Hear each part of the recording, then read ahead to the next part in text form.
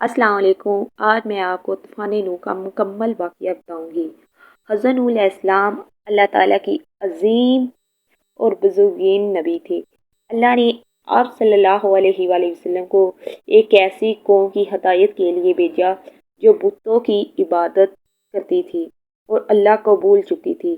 حضرت نوح علیہ السلام نے اپنی قوم کو بار بار سمجھایا کہ صرف ایک اللہ کی عبادت کرو، اسی کی اطاعت کرو اور اسی سے معافی مانگو اور اسی کی عبادت کرو، اس کی اطاعت کرو۔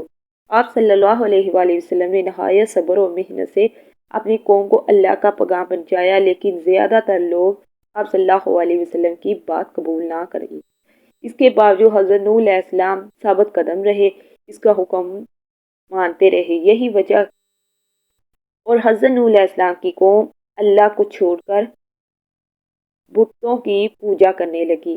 انہوں نے اپنے ہاتھوں سے بنائے ہوئے بتوں کو محبوب بنا لیا اور انہی سے مدد مانگنے تھے۔ وہ سمجھتے تھے کہ یہ بت انہیں فائدہ اور نقصان پہنچا سکتے ہیں، حالانکہ عبادت کے لائق صرف اللہ تعالیٰ ہے۔ ان کی یہ گمراہی دن بدن بڑھتی جا رہی تھی۔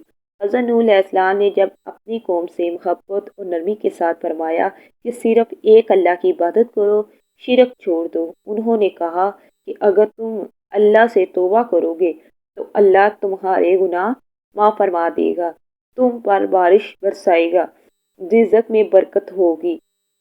حضرت نوح علیہ السلام نے اپنی قوم کو ایک دو دن نہیں بلکہ لمبے عرصے تک اللہ کا پیغام پہنچایا۔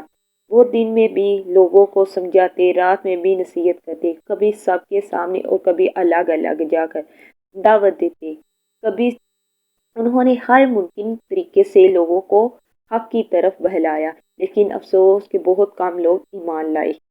حضرت نوح علیہ السلام جب اپنی قوم کو اللہ کا پیغام سناتے تو ان کا مذاق اڑاتے تھے۔ وہ کہتے تھے کہ تم بھی ہماری طرح ایک انسان ہو، ہم تمہاری بات کیوں مانیں۔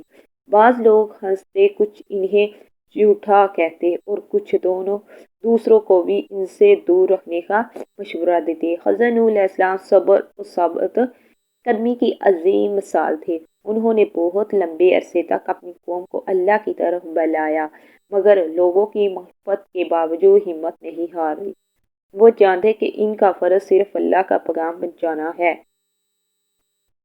حضرت نوح علیہ السلام جب قوم مسلسل نافرمانی کرتی رہی تو اللہ تعالیٰ نے حضرت نوح علیہ السلام کو وحی فرمائی کہ اب تمہاری قوم میں مزید کوئی ایمان نہیں لائے گا۔ اس کے بعد اللہ تعالیٰ نے حضرت نوح علیہ السلام کو ایک عظیم کشتی بنانے کا حکم دے دیا، ایمان والوں کو آنے والے عذاب سے بچا سکے۔ اللہ تعالیٰ کے حکم پر حضرت نوح علیہ السلام نے کشتی بنانا شروع کر دی۔ انہوں نے اللہ کی بنائی ہوئی ہدایت کے مطابق منصوبہ اور بڑی کشتی تیار کی۔ اس وقت وہاں سمندر دریا موجود نہیں تھا، اس لیے لوگ حیران ہوتے کہ ان کا مذاق اڑاتے، لیکن حضرت نوح علیہ السلام جانتے تھے کہ اللہ کے حکم پر عمل کر رہے ہوں۔ حضرت نوح علیہ السلام اللہ تعالیٰ کے حکم کے مطابق پوری محنت سے کشتی بنانے لگے۔ یہ ایک بہت ہی بڑی منصوبہ کشتی تھی تاکہ اس میں انسان جانور محفوظ رہ سکے۔ حضرت نوح علیہ السلام کو پورا یقین تھا کہ اللہ کا ہر حکم سچا ہے، اس لیے انہوں نے بغیر کسی شک کشتی کی تعمیر جاری رکھی۔ جب بھی حضرت نوح علیہ السلام کی قوم کشتی کو دیکھتی تو ان پر ہنستی اور مذاق اڑاتی۔ وہ کہتے تھے یہاں نہ کوئی دریا ہے نہ کوئی سمندر، پھر کشتی کس کام کی؟ لیکن حضرت ابراہیم علیہ السلام نے صبر سے فرمایا آج تم ہمارا مذاق اڑا رہے ہو، مگر جلدی تمہیں معلوم ہو جائے گا کہ اللہ کا وعدہ سچا ہے۔ حضرت نوح علیہ السلام نے اپنی قوم سے فرمایا اگر آج تم ہم پر ہنستے ہو تو ایک دن ایسا آئے گا جب تم پر عذاب آئے گا اور تمہیں اپنی غلطی کا احساس ہوگا۔ حضرت نوح علیہ السلام نے انہیں آخری بار بھی اللہ سے توبہ کرنے اور ایمان لانے کی دعوت دی۔ اللہ تعالیٰ نے حضرت نوح علیہ السلام کو بتایا کہ جب تنویر سے پانی نکالنا شروع ہو جائے تو سمجھ لینا کہ عذاب کا وقت آ گیا۔ یہ ایک خاص نشانی تھی۔